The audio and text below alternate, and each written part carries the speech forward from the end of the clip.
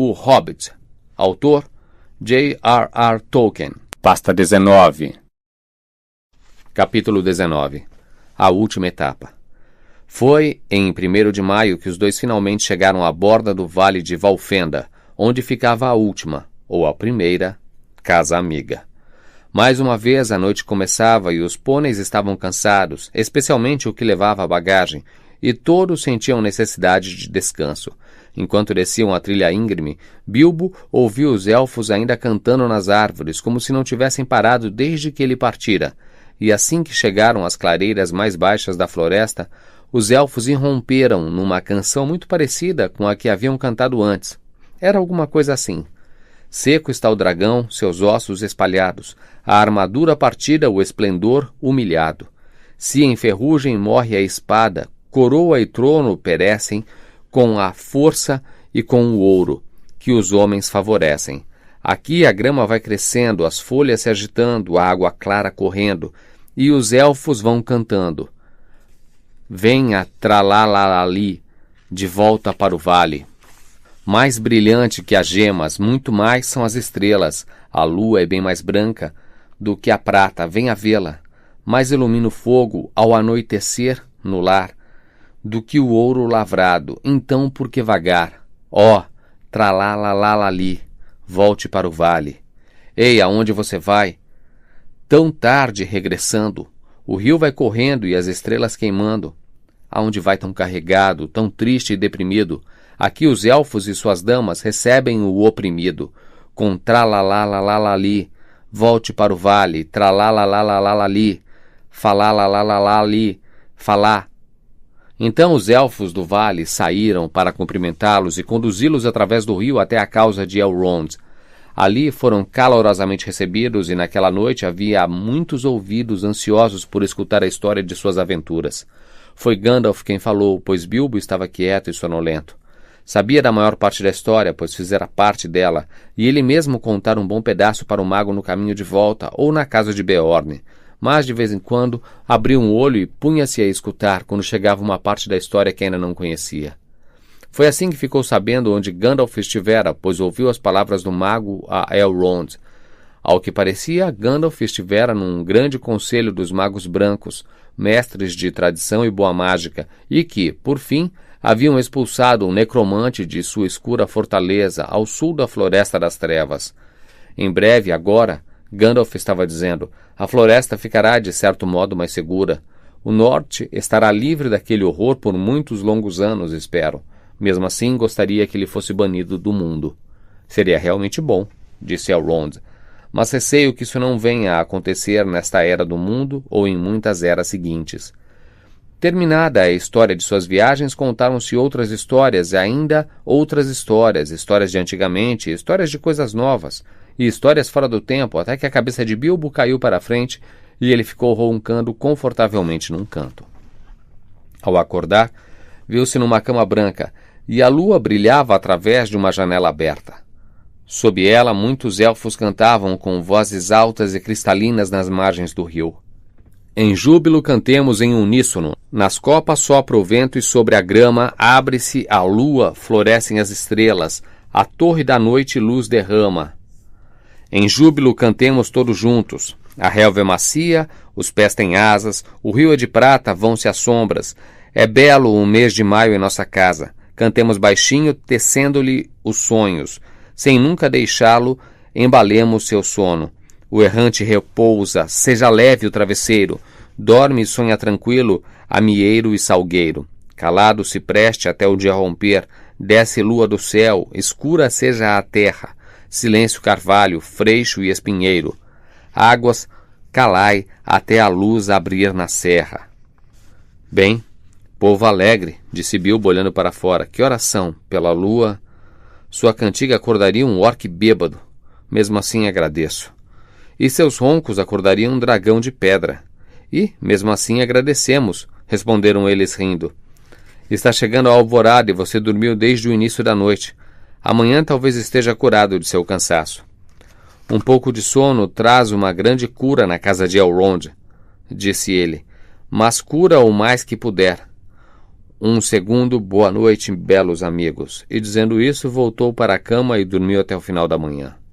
O cansaço logo o abandonou naquela casa e ele dançou e divertiu-se de manhã e de noite com os elfos do vale. Mas agora, mesmo aquele lugar não poderia detê-lo por muito tempo e ele sempre pensava em sua casa. Depois de uma semana, portanto, disse adeus a Elrond e, deixando-lhe alguns pequenos presentes que ele não poderia recusar, partiu na companhia de Gandalf. No momento em que abandonavam o vale, o céu escureceu no oeste, diante deles, e vento e chuva vieram ao seu encontro. A época de maio é alegre, disse Bilbo, enquanto a chuva batia em seu rosto.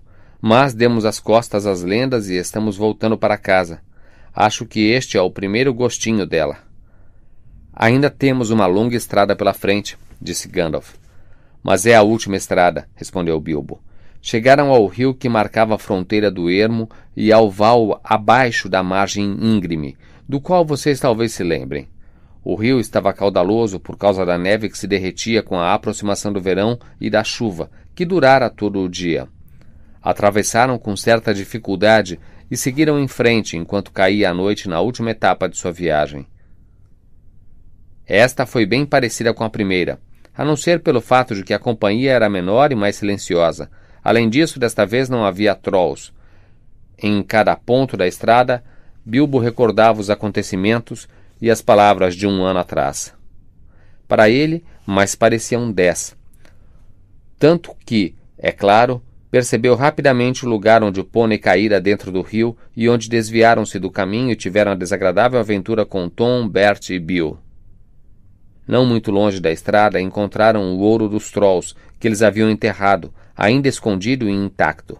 Tenho o suficiente para toda a vida, disse Bilbo, depois que desenterraram o ouro. É melhor você ficar com este, Gandalf. Aposto que pode achar utilidade para ele. É verdade, eu posso, disse o mago, mas metade para cada um. Você pode descobrir que tem mais necessidades do que imagina. Guardaram então o ouro em sacos e colocaram-nos sobre os pôneis, que não gostaram nem um pouco da ideia. Depois disso avançaram mais devagar, pois caminhavam a maior parte do tempo. Mas a terra estava verde e havia muita grama pela qual o hobbit caminhava alegremente. Limpava o rosto com um lenço de seda vermelho. Não, nenhum dos seus sobrevivera, e ele havia tomado aquele emprestado de Elrond, pois junho trouxera o verão, e o tempo estava claro e quente outra vez. Como todas as coisas chegam a um fim, até mesmo esta história. Houve um dia em que finalmente avistaram a terra onde Bilbo nascera e fora criado, onde os contornos da paisagem e das árvores eram-lhe tão familiares quanto suas mãos e os dedos dos seus pés. Chegando a uma elevação, pôde ver na distância a colina. Parou de repente e disse: Estradas sempre em frente vão, sob copas, sobre pedras a passar, por cavernas sempre sem o sol, por rios que nunca veem o mar, sobre a neve que o inverno semeia, pelas flores que junho cultua, sobre seixos, sobre o verde capim e sob as montanhas da lua. Estradas sempre em frente vão, sob nuvens e estrelas a passar, mas os pés que percorrem os caminhos, um dia para casa vão voltar.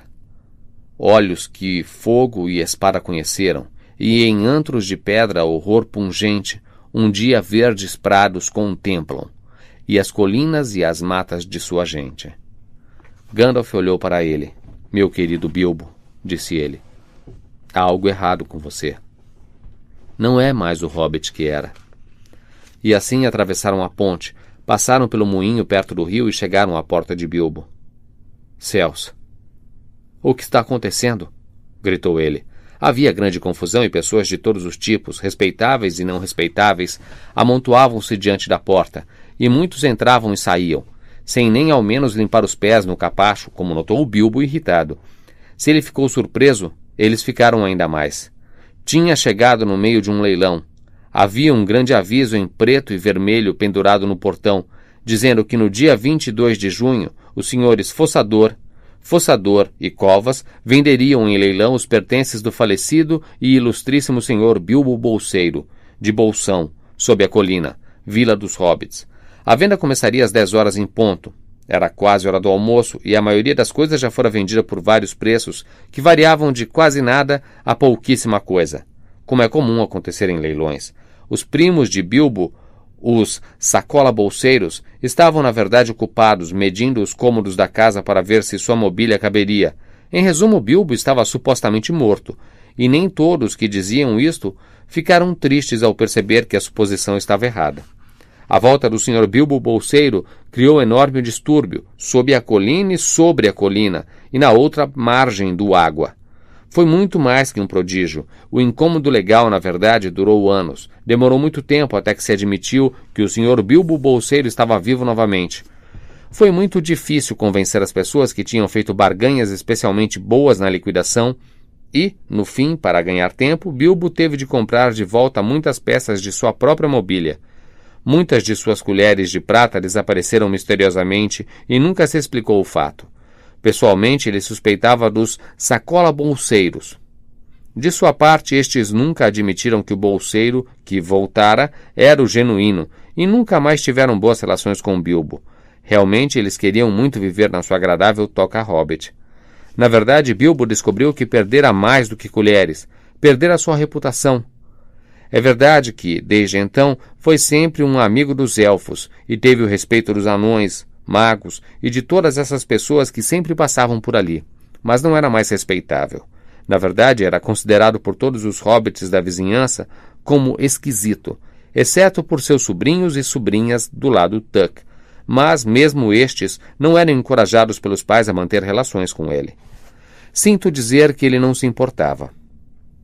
Estava muito satisfeito e o som da chaleira no fogo tornou-se desde então ainda mais musical do que fora nos dias pacatos antes da festa inesperada. A espada ele pendurou sobre a lareira. A cota de malha foi colocada num mancebo no corredor, até que a emprestou a um museu. Boa parte do ouro e da prata foram gastos em presentes, tanto úteis como extravagantes, o que, até certo ponto, explica a afeição de seus sobrinhos e sobrinhas. O anel mágico ele guardou em grande segredo, pois usava-o principalmente quando chegavam visitantes desagradáveis. Começou a escrever poesia e a visitar os elfos, e embora muitos balançassem a cabeça e pusessem a mão na testa, dizendo "pobre bolseiro", e embora poucos acreditassem em alguma de suas histórias, ele foi muito feliz até o fim de sua vida, que foi extraordinariamente longa. Numa manhã de outono, alguns anos depois, Bilbo estava sentado no estúdio, escrevendo suas memórias. Pensava em dar-lhes o título de Lá e de Volta outra vez. As férias de um hobbit. Quando ouviu a campainha soar.